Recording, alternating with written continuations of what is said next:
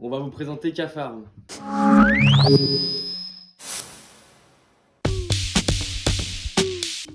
Lorsqu'une tâche nous est incombée, notre première étape est de la diviser et de la répartir en plus petites parties à chaque membre de l'équipe. Nous divisons les tâches selon les compétences de chacun. Une fois les tâches effectuées, nous réunissons toute l'équipe pour valider ces tâches et, ou les réfuter selon le travail qui a été effectué. Lors de notre travail, nous préférons privilégier les réunions en physique plutôt que les réunions par Teams ou autres plateformes parce que pour nous, c'est beaucoup plus fluide, la prise de décision est beaucoup plus rapide, la communication et la compréhension de tous les éléments des problèmes que nous rencontrons est beaucoup plus simple. Au sein de notre groupe de travail, il n'y a pas vraiment de leader. Nous procédons à une analyse des problèmes pour savoir qui est la personne ou le groupe de personnes le plus apte à y répondre. Si aucun des membres n'est apte à y répondre, nous utilisons le vote pour pouvoir répartir les tâches et y répondre. Nous travaillons généralement par groupe de 2 sur chaque tâche qui nous est demandée. Nous utilisons cette méthode pour avoir un esprit critique et du recul sur nos prises de décision. Nous organisons généralement 2 réunions par semaine. On priorise celle en physique bien sûr, pour faire un point sur les avancements de chacune des tâches qui nous est demandée. Nous établissons lors de ces réunions un nouvel ordre de priorisation si besoin. Et ces réunions ne durent jamais très longtemps car on est déjà au courant de l'avancement de chacune des tâches tous les jours grâce à la plateforme de collaboration qu'on utilise qui est monday.com.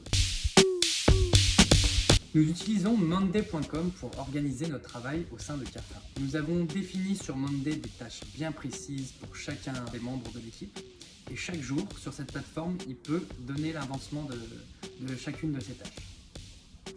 On peut les prioriser, on peut aussi donner une deadline, on peut donner des informations, des fichiers d'avancement.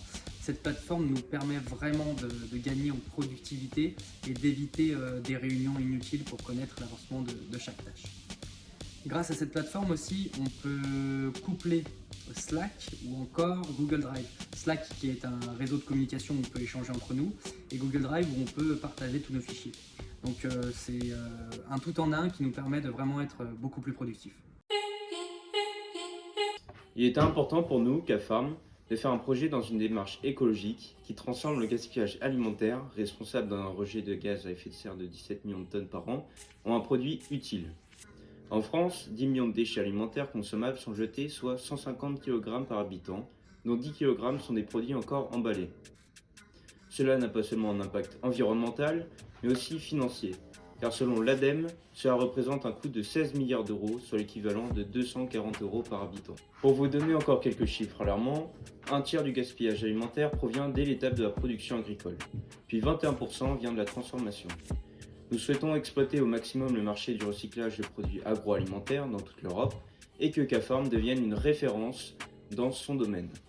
Rien qu'avec ce que l'Europe jette chaque année, on pourrait nourrir 1 milliard de personnes en une année. Pour arriver à cet objectif, Cafarm transforme le gaspillage alimentaire grâce à ses nombreux cafards en de l'engrais. Nous récupérons à la même occasion le méthane dégagé pour en faire de l'énergie. Le recyclage est ainsi entièrement naturel. Aucun produit phytosanitaire sont utilisés sur les aliments. Alors pourquoi avoir choisi les cafards ? Nous avons choisi d'investir sur les cafards car ils présentent de nombreux avantages. Tout d'abord, ce sont des omnivores, des détrivores naturels qui après avoir mangé les aliments rejettent des excréments. Il faut ajouter que les cafards peuvent manger n'importe quoi et n'importe quand. L'idée des cafards nous est venue car il y a dans leur intestin des bactéries qui digèrent même la cellulose, qu'il s'agisse de feuilles d'arbres ou même de papier. Si toutes les conditions de vie sont respectées, on peut transformer des montagnes de déchets en engrais très utiles. Pour vous donner un ordre d'idée, 1 milliard de cafards éliminés jusqu'à 50 tonnes de déchets alimentaires par jour. Notre concurrence directe se situe sur le continent asiatique, plus précisément en Chine, où de nombreuses et grosses fermes de cafards préexistent. De plus, nous avons de nombreux concurrents indirects se divisant en plusieurs catégories. Nous avons les entreprises de compostage qui viennent directement récupérer les déchets dans les cantines ou restaurants universitaires, hôtelleries, etc. afin de réduire le gaspillage alimentaire. Ensuite, nous avons les entreprises spécialisées dans la méthanisation qui consiste à transformer la dégradation de produits organiques en du biogaz. Les entreprises d'incinération sont aussi des concurrents puisqu'ils permettent non seulement d'éliminer les déchets, mais également de produire de l'énergie et donc d'économiser de façon significative les combustibles fossiles comme le charbon et le pétrole. Et pour finir, il y a les centres d'enfouissement technique qui sont des décharges conçues pour le stockage de déchets où toutes les conditions se réunissent pour minimiser les risques de pollution ou de contamination de l'environnement. Donc les objectifs de K-Farm sont clairs. Nous souhaitons baisser drastiquement l'impact environnemental du gaspillage alimentaire. Nous voulons aussi, dans un court terme, ouvrir des fermes de cafards dans de nombreuses régions de France où l'agriculture est présente de façon intensive et des grandes villes comme Paris, Marseille, Lille. Dans une optique de long terme, nous souhaitons exporter notre projet international sur le continent européen pour toucher une plus large clientèle avec des besoins différents selon les pays. Le concept d'économie sociale et solidaire, c'est quoi? Elle désigne un ensemble d'entreprises organisées sous forme de coopératives, mutuelles, associations ou fondations, dont le fonctionnement interne et les activités sont fondées sur un principe de solidarité et d'utilité sociale permettant d'aider les ménages. Ces entreprises adoptent des modes de gestion démocratiques et participatifs, c'est-à-dire qu'elles visent à améliorer le rendement des employés d'une entreprise en les invitant à s'investir dans la vie entrepreneuriale ainsi que dans les prises de décision. Donc chaque salarié de notre entreprise a le même pouvoir de décision, qu'il soit le manager ou directeur des ressources humaines. L'économie sociale et solidaire s'est popularisée ces dernières années, à la fois dû à un souci croissant de développement écologique et durable. Elle représente aujourd'hui près de 13% de l'emploi et de 10% du PIB en France. Les domaines les plus actifs de l'économie sociale et solidaire sont tout d'abord les sports et loisirs qui comptent pour 57% de la part du domaine de l'ESS, c'est-à-dire les associations sportives, clubs de foot, clubs de rugby, etc. Ensuite, avec 30% du domaine, il y a les activités financières et d'assurance. Cela représente de nombreuses banques telles que la Banque Populaire, la Caisse d'épargne, le Crédit Agricole.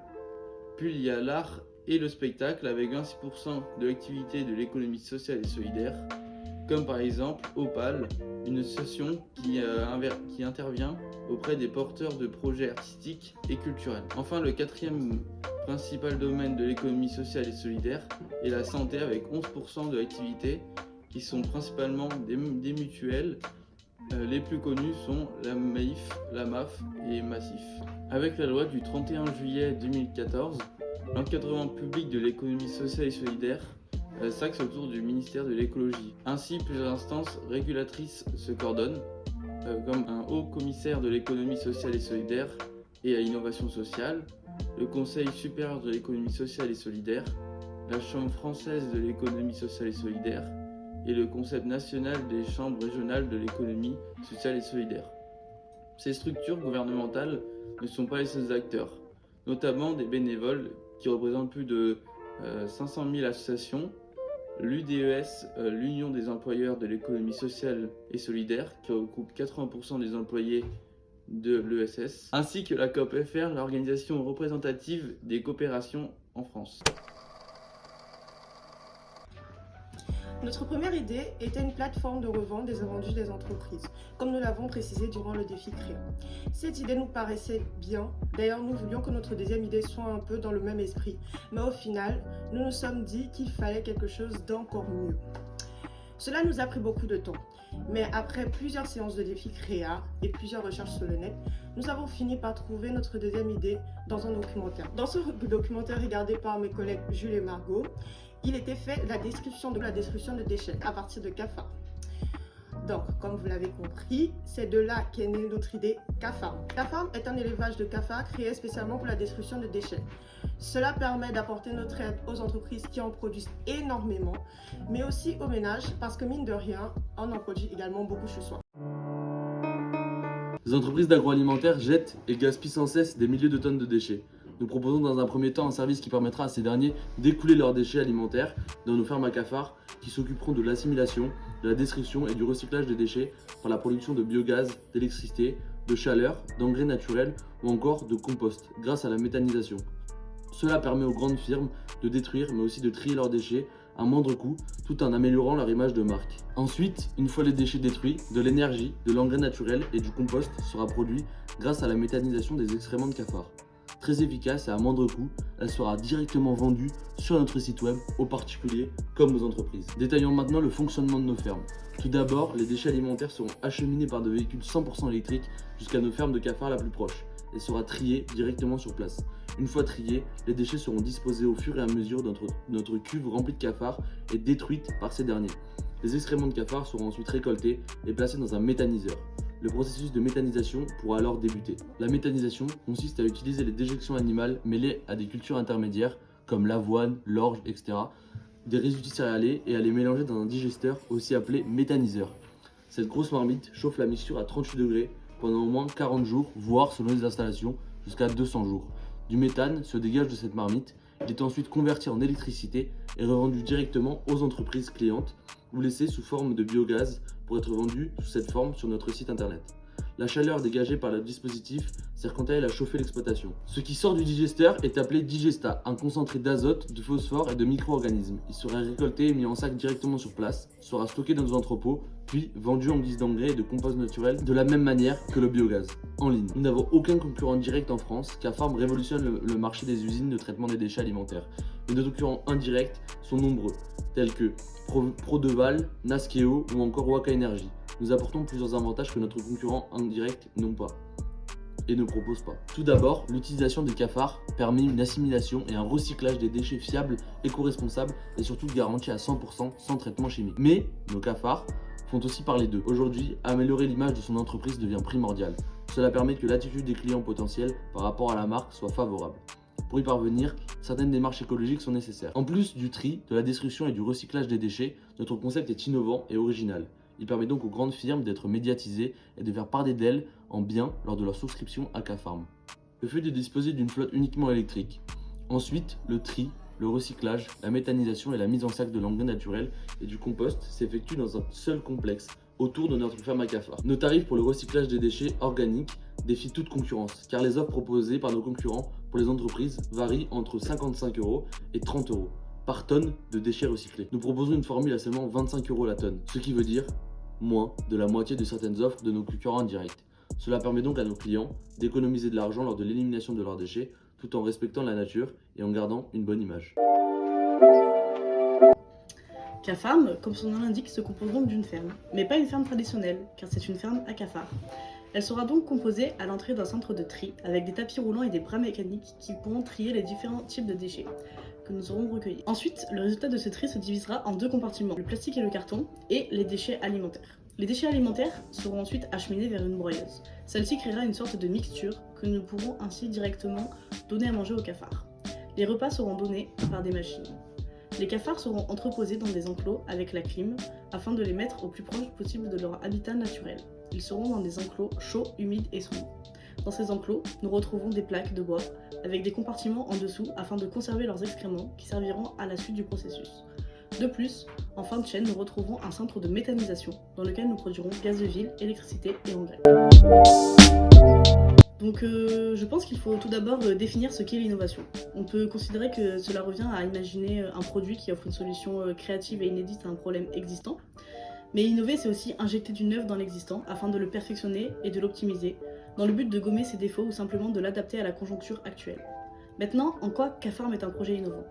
D'abord, on peut considérer que K-Farm s'inscrit dans le concept d'innovation incrémentale, c'est-à-dire d'un produit.